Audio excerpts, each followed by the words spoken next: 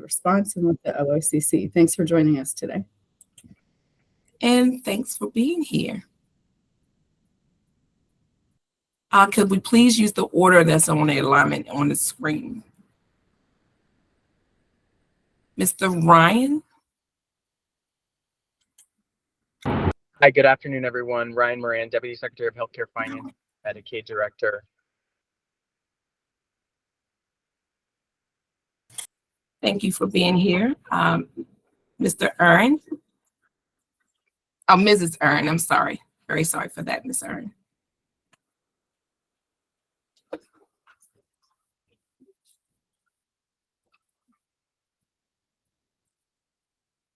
I do see Ms. Erin present on the screen. If there's any microphone challenges, we can come back.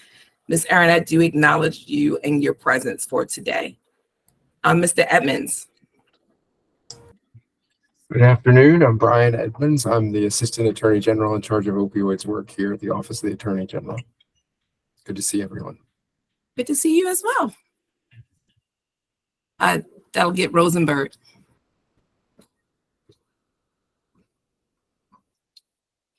All right. Anyone standing in today on behalf of Delegate Rosenberg? All right. Senator?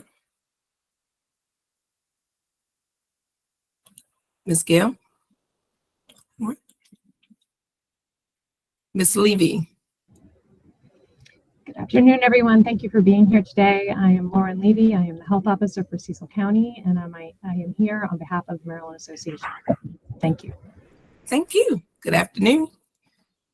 All right. And again, my name is Dr. Miles.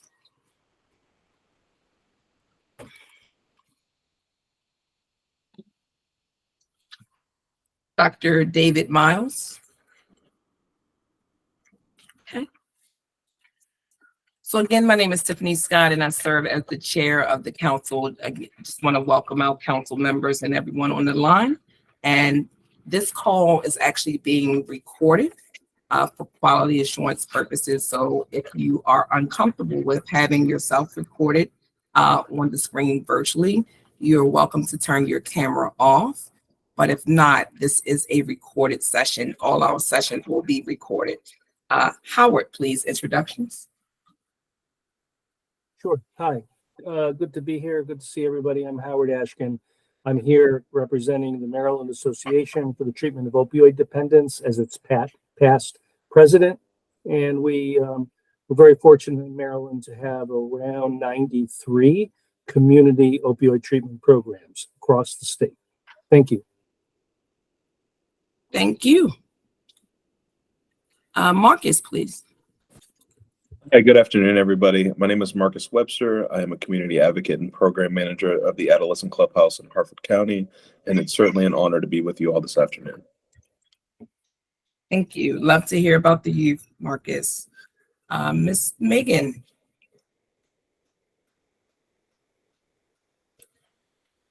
Miss Westwood. Miss Thomas.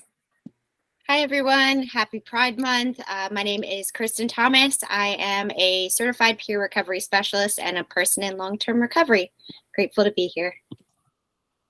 Thank you. Ms. Thomas, are you comfortable with monitoring chat today? I would be happy to. Thank you. Thank you so much.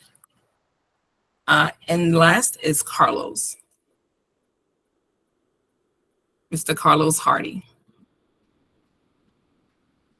All right, next slide, please. So we spent some time recently. We had a public poll in which we were asking to prioritize the needs for distribution of funds for competitive grants and other things throughout the state of Maryland. We did listening sessions, and during that time, there was a large meeting going on, which charged us to do a second meeting, thanks to the vote-in from Mr. Askins. So here we are today. We want to hear your thoughts. We are winding down on our recommendations. So if you did submissions, whether in writing or verbally, please keep your comments down to 2 minutes so we're able to have the sharing of the room. You can use the chat box feature if you would like to make an additional comment. If you're cut off, I want to ask Ms. Christian to really monitor our time today. And thank you for all your verbal, written, or virtual submissions. Next slide.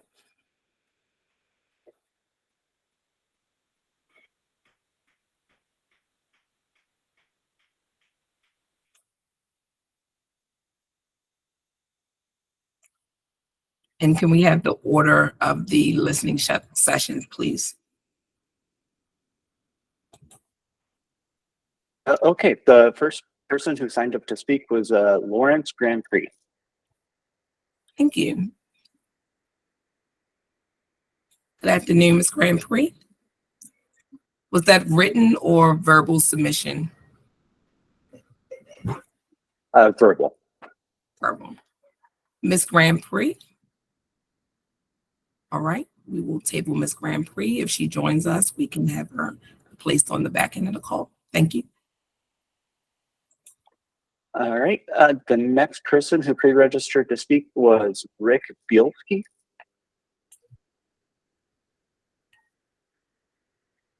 Welcome, Mr. Bielski from Daniels Healthcare, and he's the director, actually in Illinois. If you are present, you have the floor, sir.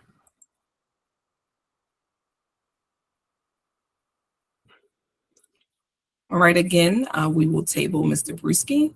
And next person, please. Next speaker. The next person who pre-registered to speak was Carmen Skarlovka.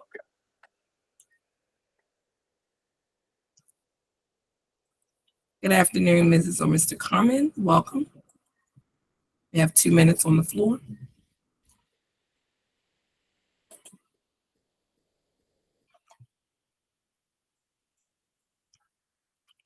Sure, Howard.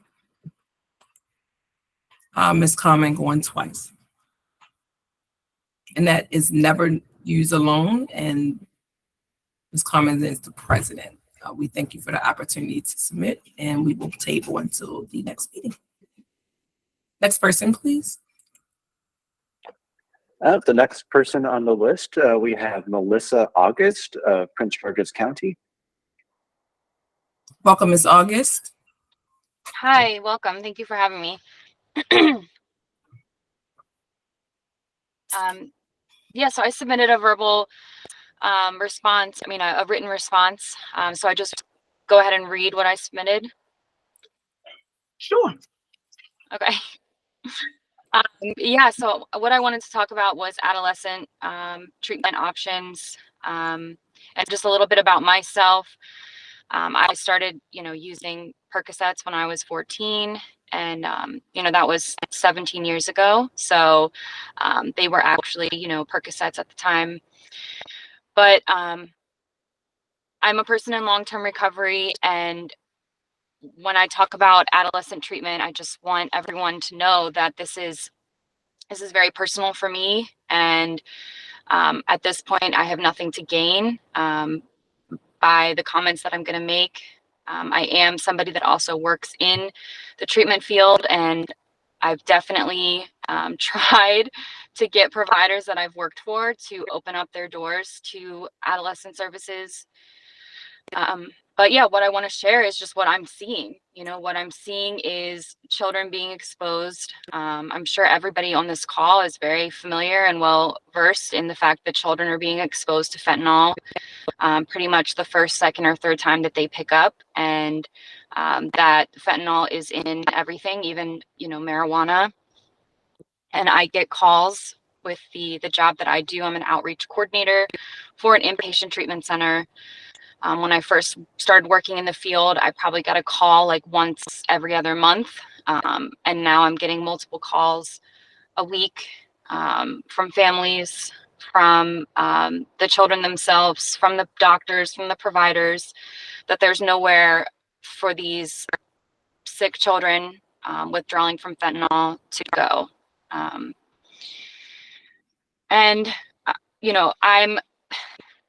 not super well versed in how how the distribution of these funds work, but I do know a little bit about the Maryland Medicaid system, and from the very little knowledge that I have about how everything works and the providers that I've talked to, that the Maryland Medicaid reimbursements aren't adding up for providers to be incentivized enough to provide services for adolescents. Adolescent services require more intense therapy, more therapists directly, more involvement with the family. And it's also, there are more liabilities that need to be considered from the provider's perspective. And I know that our Maryland Medicaid system is robust. And we have, I don't even know how many, I was gonna look it up before this meeting, but we have a lot of detox programs that accept Medicaid for adults in this state. So I don't see why we couldn't, increase those Medicaid reimbursement rates to incentivize more providers to be providing these services. And I just want to close in saying that I'm a mom now, and I do have two children of my own, 3 and 5 years old. And if I had the resources to open a program for adolescents today, I would absolutely jump at the opportunity. But I really, just as a community member and as a person in recovery, I just wanted to speak out on, what I've been seeing in the community. And I know that treatment doesn't save every life, but I think that, it's the least we can do for, our children. Thank you. Thank you. And I'll pause for a moment if council has feedback for Ms. August.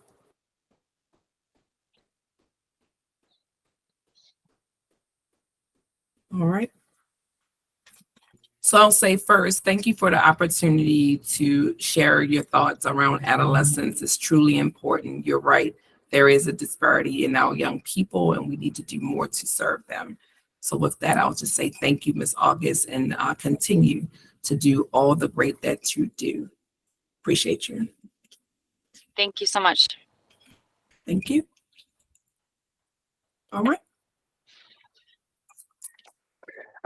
So the next person on our pre-registration list is Jason Martin with Shepherd Pratt. Thank you. Can I jump in real quick? For our speakers, when you get 30 seconds remaining, I'm going to hold up this lovely, and now it's backwards, 30-second marker, just to alert you to time.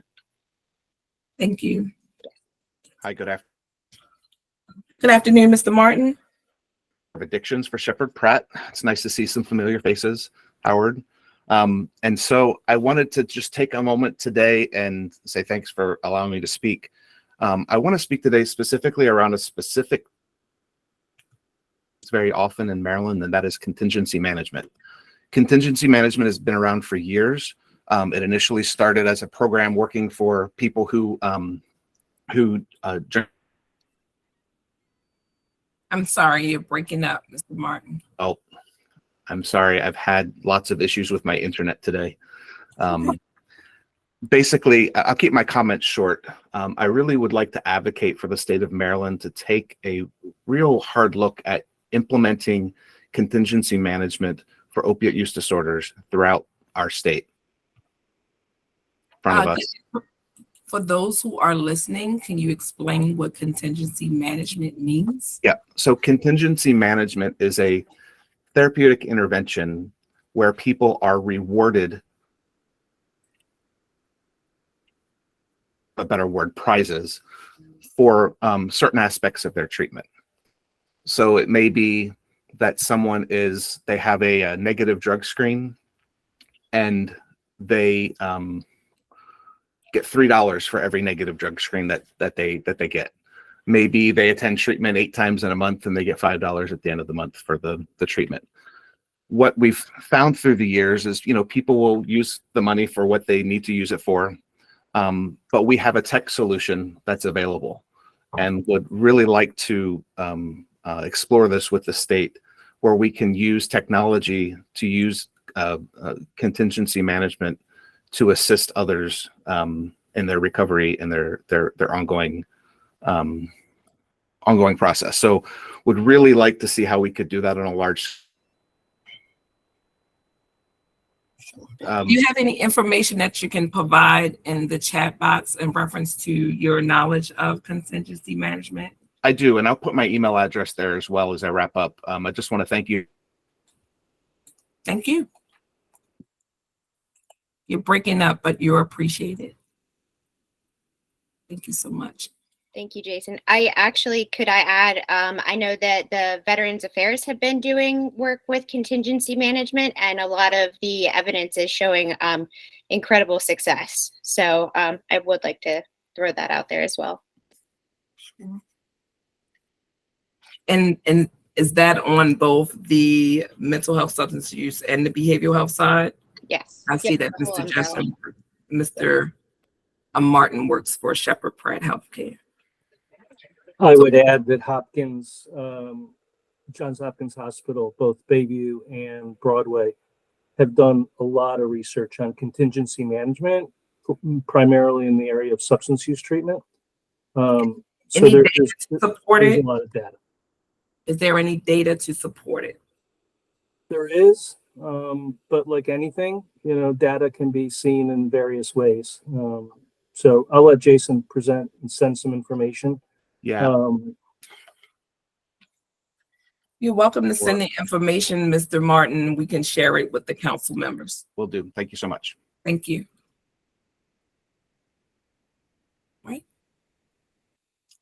All right, and the last person who pre-registered is Deborah Steinberg with the Legal Action Center. Hi, thank you so much. My name is Deborah Steinberg. I'm a senior health policy attorney with the Legal Action Center, and I have 2 recommendations I just wanted to touch upon briefly today, and I would be happy to answer questions. First, as part of the priority to expand access to opioid use disorder treatment, we encourage you to consider the Consumer Health Access Program as proposed in Senate Bill 460 in 2022. This would be an effort to help consumers meaningfully connect to the treatment that they need by helping them find treatment and resolve insurance-related barriers to care. We believe that a dedicated, independent, and community-based entity is necessary to help consumers navigate complex coverage issues and save time that providers are spending fighting insurance carriers when they could be treating patients. Second, at our last session, this group highlighted the disparity in overdose deaths among older adults. We encourage the committee here to use funds to help fill in the gap in the continuum of care for Medicare beneficiaries, where many intermediate levels of care, such as residential treatment, are not currently covered. Funds could also be used to support older adults receive treatment and recovery support services in their homes, which is also unavailable for many Medicare beneficiaries.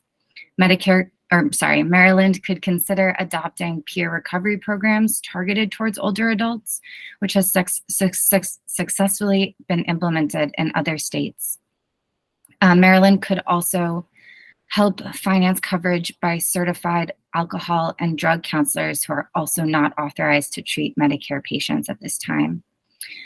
Furthermore, we would encourage the state to use funds for harm reduction, and specifically, again, for older adults, such as naloxone distribution in senior centers, skilled nursing facilities, and other settings with programs for older adults.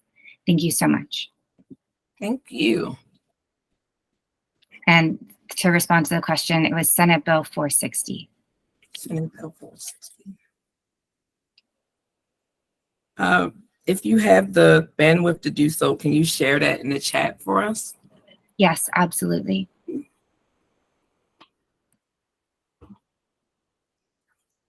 Michael, was that the last, thank you, Ann.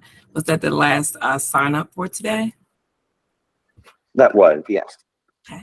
Are there any questions for anyone who has spoken today from the general public? So at this time, I would like to open it up for anyone who did not sign up but may want to speak today. We can give you an opportunity for a few moments. Please be mindful of the time and to make sure that they are specific, unless it's a gap service that we did not list in our priorities.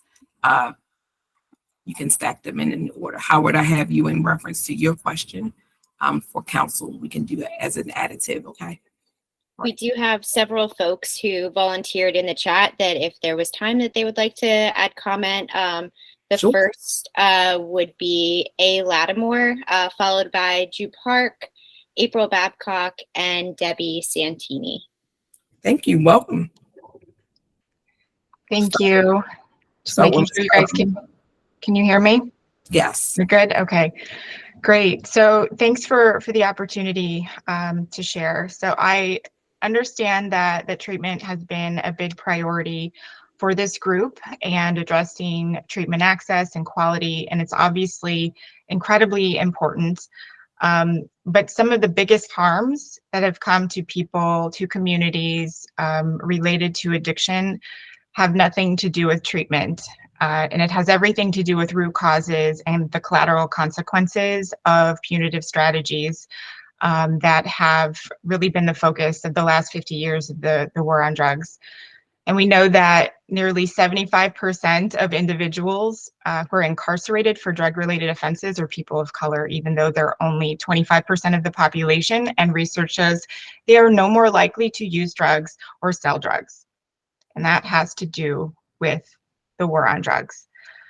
So the question is, what do we do about that? And we've got a lot of the reforms intended to help people of color don't actually right those wrongs. Decriminalization, arrest gaps, white-black arrest rates don't sometimes don't change with decrim. Fair sentencing laws don't often work and have not for work for communities of color. And we've learned a lot from this research, and I think that this research can help us to use this opportunity to engage in restorative justice strategies. And the opioid settlement dollars, cannabis tax revenue, whatever the influx of funding is, we can use this as an opportunity to restore justice and not just take out the risk, but try to right the wrongs of the ineffective strategies that we've had up until now. And so I encourage the council to think more about equity, think more squarely, make space to talk about not just the general community, but how we can specifically restore justice, focus on communities of color, focus on Black communities while we have this opportunity. And so states like California, for example, are using their cannabis tax revenue to focus in on communities of color, in on communities that have been heavily impacted by the war on drugs. You know, I know that equity has been a topic of conversation for this council, but my words of encouragement are just to make space to specifically talk about this, to engage in a process. And I'm happy to talk about this process. I have some recommendations that I can share on how to engage in a restorative justice approach. But, you know, thinking about how we can recognize what has happened in the past and how it has not worked for communities of color.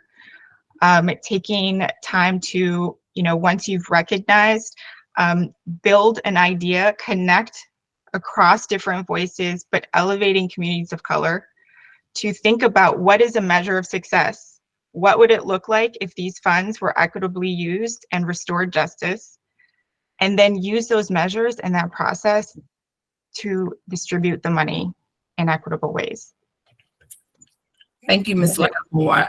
I just want to make sure that as a collective, and we're all here for the same reason, to make sure we're serving and learning together. It's a question in the chat from Ms. Jackie Ward requesting that you add any information that you have around restorative justice and best practice. Great, thank you. To do so. As a council, we have the mission of being equitable and making sure that any grant that comes out is inclusive and also has equity as a lens attached to it. So thank you so much for sharing, and we really appreciate you. You can place it in the chat.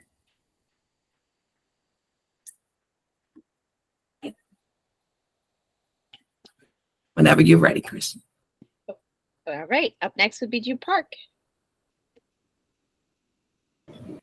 Good afternoon, everyone. My name is Drew Park. I'm an assistant professor of medicine at Brown University. I was previously at Johns Hopkins, and I still am a Maryland taxpayer and resident calling in from Baltimore City. I just wanted to raise a couple of innovations that have happened in the harm reduction and public health space, specifically to target overdoses that are happening with fentanyl as well as other stimulants. We recently wrote a paper on this. I just put it into the chat. I'm also always happy to answer more questions or send further resources if you're interested. I actually know Carmen Scalupa, who unfortunately couldn't make it, it looks like, to this call, but very familiar with Never Use Alone and the importance of providing virtual supervision that kind of complements in-person services such as overdose prevention centers and other harm reduction programs. So I would just urge this body to really consider not only funding treatment and recovery programs that may actually be covered by other funding mechanisms, but also consider more innovative harm reduction and other preventative measures that actually are very difficult to fund. And some of the policy changes that Dr. Lattimore just mentioned, I also agree. A lot of policy does need to be changed in Maryland, and a lot of that doesn't often receive the funding that it needs to be pushed forward. So thank you for listening to my testimony, and I'm happy to always answer questions.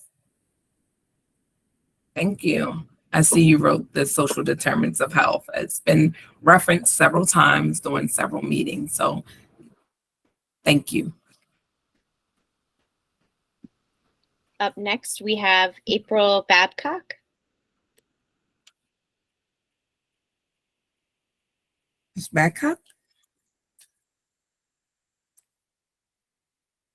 All right.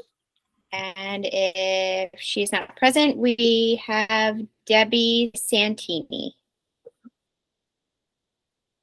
Good afternoon, Ms. Santini. Good afternoon, everyone.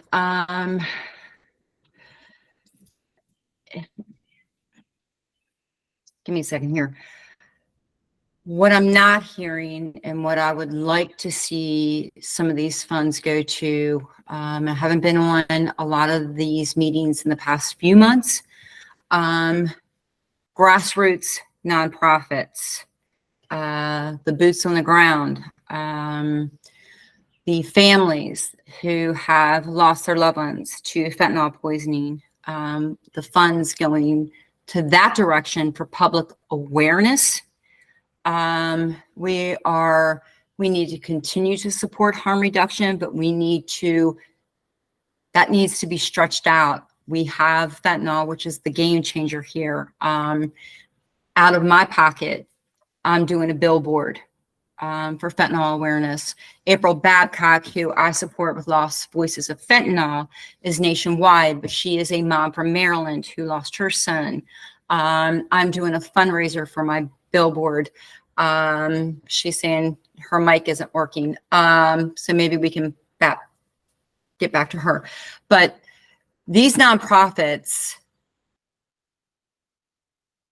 are not getting the support that they need. We are our lungs for money.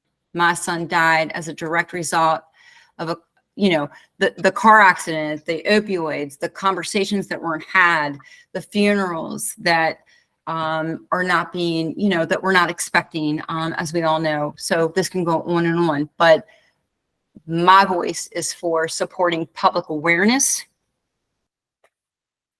and the grassroots nonprofits that are out there trying to share this message that we need to change the way that we think about this a little bit. So we need those funds. We are pulling out of our pockets for all of this. So Maryland has a lot of money from this settlement, and we need that support. Thank you. Thank you. Thank you.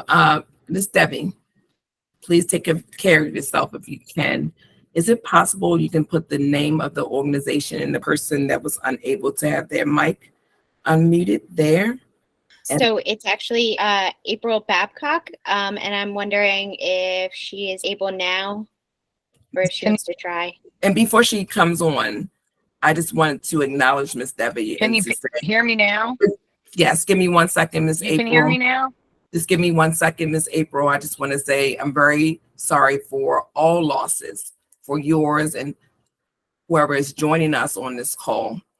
Families was included as one of the priorities under youth and extension. The amendment with families to be added on there. Public awareness is also a part of some of the recommendations that we discussed. There was conversations that were brought up around billboards to include other messaging to make sure that we have a reach in our actions that we do. So I just wanted to speak out to you. If you can put the name of the organization, we have to remember this is information and sharing, and we're learning from each other. If you can put the organization that you spoke of in the chat, is greatly appreciated. I want to thank you for all the things that you do, and just transfer over to April. But thank you, Miss Debbie. Thank you, Chi. Miss April.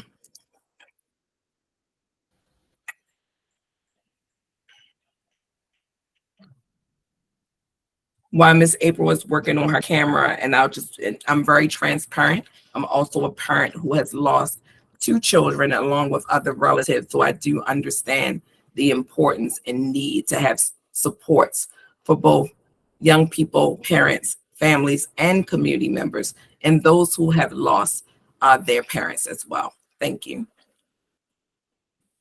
Yes. Can you Yes. hear me? Yes, I can hear you, Miss April. Can you move safely? You're in a vehicle? Are you safe to speak? Okay, you're breaking up, but we would love to entertain your comment by email if you're unable to speak. If it's someone else that's going to speak, we can come back to you. Ms. Christian, is there anyone else to speak today? April, you may be able to speak. For those who had volunteered after those who pre-registered, I believe April would be the last volunteer. Yeah, I'm safe. I'm at work, but I had to go hide in my car. Okay, we can hear you. We just want to know that you're Can you safe hear in me? your car. You're breaking up, so we're going to invite you to place your comment in the chat. The person that spoke right before you, Ms. Debbie, actually mentioned some of the great things that you are doing to support community. I just wanted to thank you for your opportunity to be here today, and you're breaking up really bad. Can you hear? We can accept your comment via email, and the email address is in the chat, and we'll make sure we mention it for the record. Okay? Okay. All right. Thank you so much. Okay. If you're Okay. able to move and we still have space for your comment thank- at the end, Thank what you. happened? Okay. Thank you. All right. There's an unknown raised hand.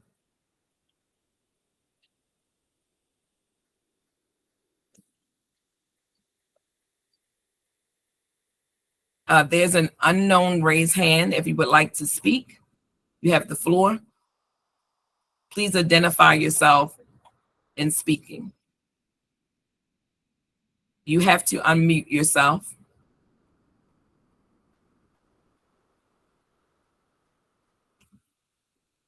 All right. Thank you, Ms. Christian. So again, thank you all for your public. Oh, here we go. Can you unmute yourself, sir? Man. Okay. We can hear you. Did you have a comment today?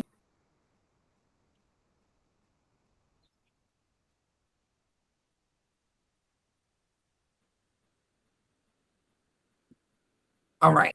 We're unable to hear you under the name unknown. I want to come back to Ms. April one more time to see if we can hear you. Ms. April, would you like to unmute?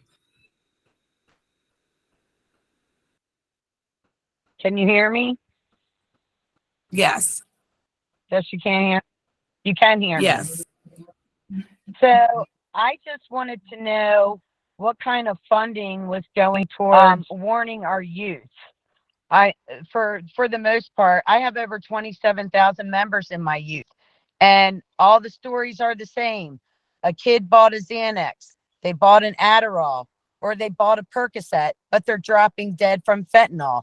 None of these mothers knew about fentanyl until they're reading the toxicology report, and then it's too late. Our youth has got to be warned. There has to be some funding going, hopefully into school programs to educate middle schoolers and high schoolers of the dangers of just one-time usage. Because one time is all it takes in this day and age. So, I lost my son. My son did suffer with a substance use disorder. He died at the age of 25. But he didn't last long. He started smoking marijuana at the age of 19. And that escalated to other stuff and to other stuff. And now he's dead.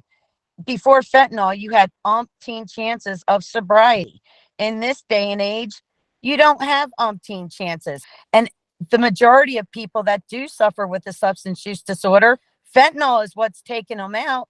And when you're dependent on fentanyl, it's almost too late. And almost every time starts with deception.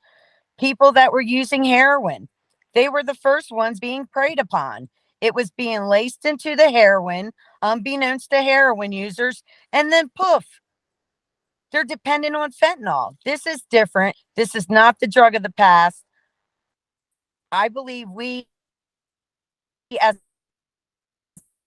a society as a whole, we have to do something different. We're not harm reduction our way out of this one. It's not working. How do we know? We have the dead kids at first.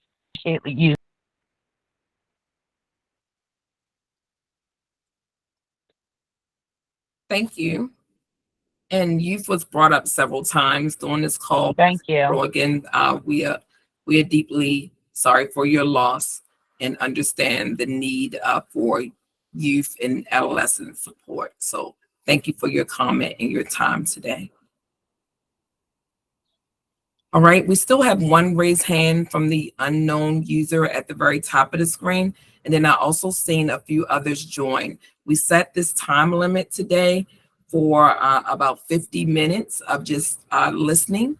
We want to hear your voices. So if there's someone who has not spoken, and then we'll give council an opportunity to speak or add any comments. Ms. Dunleavy, good afternoon. Hi, Tiffany. Thanks. I put my hand up so late, I didn't think I'd get the opportunity to speak. But I want to say that educating our youth and the rest of our society, as well as healthcare providers and our legislators, should be the highest priority, because we are so riddled with misunderstandings that even well-meaning people are working against each other in some cases, and maybe not even known to them. And so I think a big focus has to be educating the public and getting misinformation cleared up, because I think it's hurting us. And just a couple of examples is my son died of an overdose too, as you know, but it isn't fentanyl so much anymore. There's so many other additives. It's so tainted because our supply is not regulated. And the most recent set of deaths that I learned about in Maryland are more related to methamphetamine and xylazine and a lot of different drugs. And so there are threats out there, and fentanyl is one of them. But we have to educate people in general. And I think among the topics that people need to be educated on is that abstinence only is sometimes over-focused, and that can be harmful to people as well. And so that's really all I have to say, and thank you. Thank you. You know, it's unscripted, but youth has been the top priority and as well as awareness today. So it's not as diverse as it was before. So it's something that we're listening as a council, and some of the priorities weave around some prevention work and awareness and public campaigns, and how can we do our best to educate those who are not in our surrounding circle around service-driven work pertaining to recovery. So I just wanted to say thank you for lifting your voice today and speaking. And I'm very sorry for your loss as well, Ms. Levy. I know you're fully aware of that. Thank you. It looks like we have a hand up from Gabby Knighton. Hi, can you hear me? And thank you for the opportunity to speak. I represent People Encouraging People. We provide a range of Medicaid-funded behavioral health services, as well as homeless outreach and permanent supportive housing. And very briefly, I hope that we consider among the harms done that opioid addiction has caused so many people to end up homeless, and not just the persons in recovery, but their families, their children. And I hope we consider a range of evidence-based interventions for ending homelessness. In particular, there's emerging practices of non-congregate shelters, which are shown promising for people with addictions, especially those who need to stabilize before starting BUP. There were a lot of interventions stood up during COVID that could be evaluated, that were set up as hotel rooms to help people isolate, and as well as permanent supportive housing. And there's a real need for housing solutions that are inclusive of people who are still using, because you shouldn't need to be homeless while you're still dealing with addiction. Thank you. Thank you. Thank you for the rich dialogue, Gabby. You know, it's not often that we're able to introduce so many topics in one bubble, but it just shows and attests to the work that you do around the evidence-based practices for the group. Are you able to drop any links into the chat that could be helpful for review around homelessness and the integration? You talked about the shelter and the stabilization, and then also for people actively using. So if there's anything that you can place into the chat for those who may not be aware of the things that you're speaking of, it will be greatly appreciated. Thank you. Yeah. All right. Any comments or any other comments in the chat? And those who just joined us, thank you for adding the link, Ms. Park. Any last comments? We have about 7 minutes. Any feedback from council if we don't have any public comments?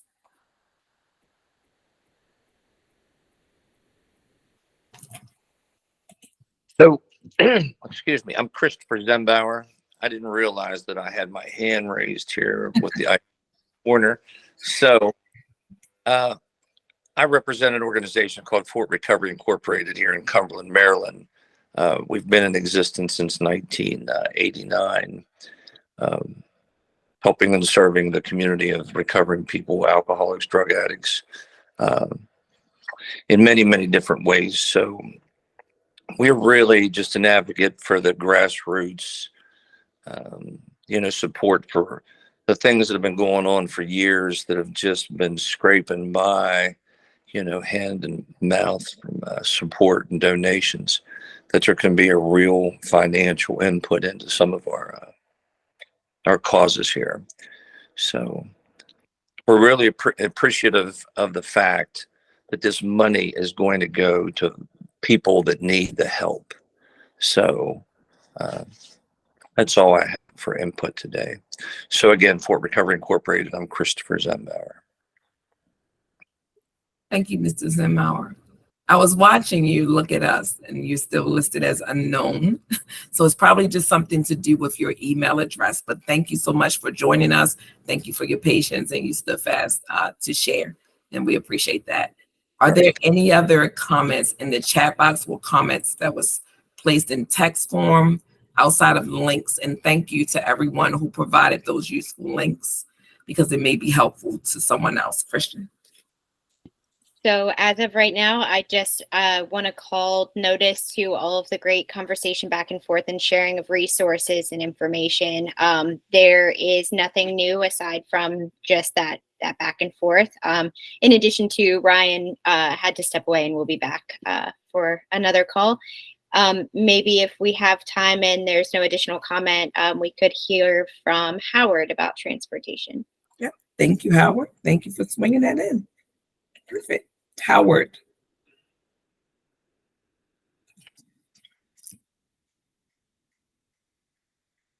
Thank you, Howard. With Okay, that, great. Thank you. Yeah, thank you. In the interest of time, I put a link in the chat. I'm going to try and be brief, though people who know me well, including Gabby, it's great to see you again, know that it's difficult for me to be brief. I want to come back to something that I mentioned a couple of meetings ago. I had the great pleasure of speaking with Dr. Orlando Barker of the Washington, D.C. Behavioral Health Department, and the great work that they did with SOAR grant money to ensure transportation for people who were engaged in SUD treatment. Now, they added stimulant use disorder because of utilization of funds. In my thinking, in Maryland, I'm not sure that we would have enough funds to provide transportation for unlimited period of time for people who need to go to their SUD treatment provider appointment and return home. It's being done in DC. It has positively impacted retention rate in care, and it has positively impacted increased access to care. So, yeah, obviously, I think it's very complicated. I think SOAR funding is not necessarily the direction to go to. I'd like to look at the settlement funds and I'm volunteering to work on a subcommittee with people on the Opioid Restitution Committee, as well as anybody from the public who is interested, and I am, in looking at how DC did that. Just a couple of key points. DC doesn't have an end date. I think that I would advocate for the use of funds to support transportation for a brief, fixed period of time. Say, I'm just grasping at straws here, initial 30 days of care perchance, until a person is stable enough to either arrange other transportation or has the ability to apply for Medicaid-funded transportation. The transportation that DC is using is different than Medicaid. It is on demand. It doesn't need to be pre-scheduled, and it is accessed by the provider, not the patient. I am going to look at my data. So from 21 to 23, just some summary data from DC, there was almost 7,000 rides provided. And of that, there were 7,000 requests for transportation. Substance use to opioid treatment programs accounted for about 70%. Hospitals about 7%. And then the other factor that's really important to mention is no-shows, because the provider of the transportation still needs to get paid. Perhaps not the same amount, but when they show up at an individual's home or other residents that they're due to pick them up and bring them to care and they're not there, the provider still has to pay their transportation provider. So I guess the main thing I wanted to be able to get across, I didn't want to lose the opportunity to put this in front of everyone on the call, and to see whether there was interest in forming a subcommittee to look at perhaps a pilot program in a specific geographic region or 2 or 3, to look at the utilization, to look at the costs associated, to look at the need. And I am not suggesting that it be limited to any particular level of care. I think it's too early in discussions to think about that. I think that treatment is treatment is treatment, and whatever level of care the person is appropriate for and wants to go, if they don't have transportation, then that's what we should be looking at. And I will stop at this point. okay.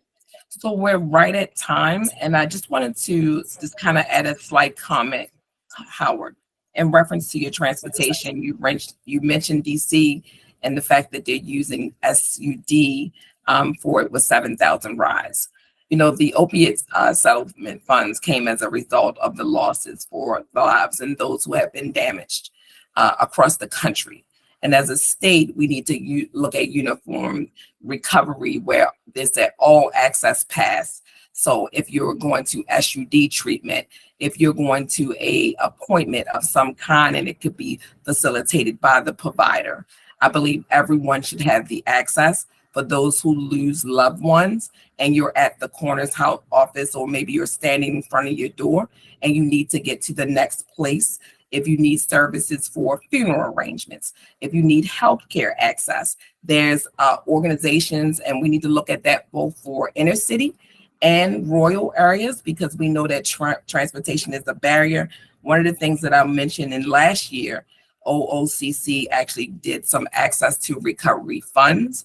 Potentially is something that could be looked at as a model, and to see how we can fill some gaps. I do believe that transportation, I know of many organizations who do bikes. They do all types of things to ensure transportation is happening. And then for those kids, you mentioned grief and loved ones. In the summer, they run grief camp, and it will be amazing to have individuals able to access that. So a couple of things that we are aware of, and some organizations have added health to their name to make sure individuals are getting to the most needed and critical harm reduction and healthcare, other healthcare appointments that are so needed. Physical care too, because I can be a person who was in recovery and that was impacted by the opiate crisis and may need a dentist appointment or an eye exam. So I just want to open us up to the concept of, if we're doing transportation, to not block it in to one specific level. And if it's facilitated by the provider, then we know that the level of misuse may not be as prominent as just having access on demand in a capacity that could not be monitored. So the time now is 3:52. If we can come back at 4:03, we're going to take a brief break, and please take care of yourself during this time. When we come back, we'll start our normal council meeting. But it's been a pleasure to listen to each one of you. Council, we can discuss it during the council session, during the council meeting. I just want to thank you all. If you join us, you're welcome to join us back at 4:03. Thank you so much.